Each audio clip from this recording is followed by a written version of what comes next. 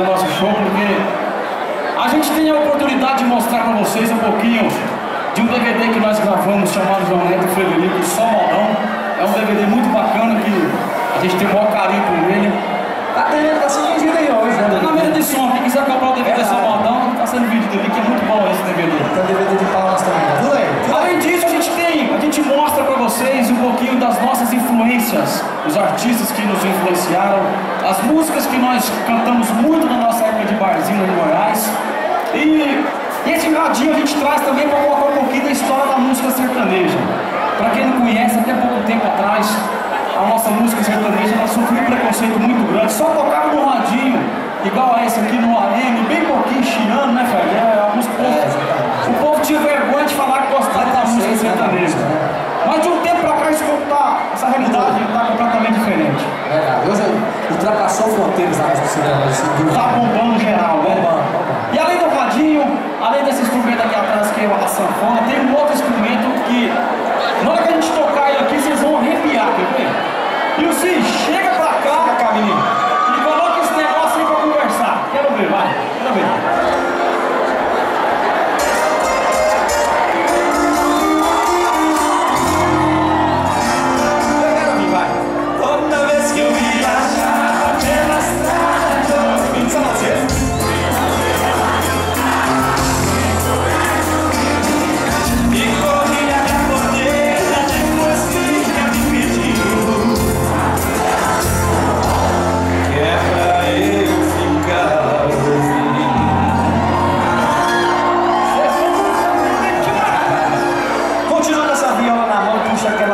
Lá do DVD de Modão.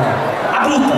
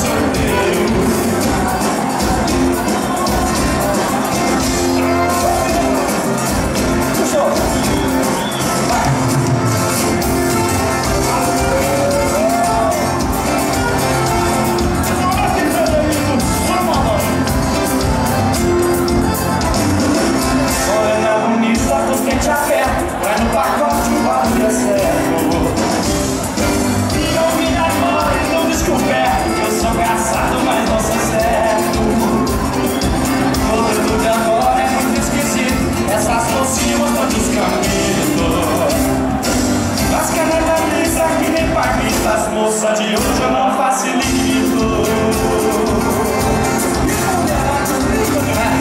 Eu com a minha mulher fizemos combinação. Eu não vai embora, ela não vai não.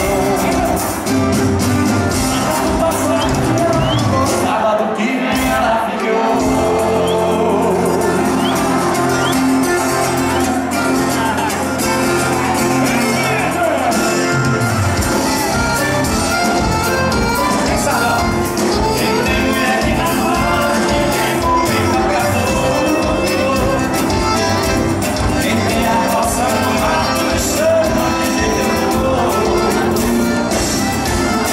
Tira a roça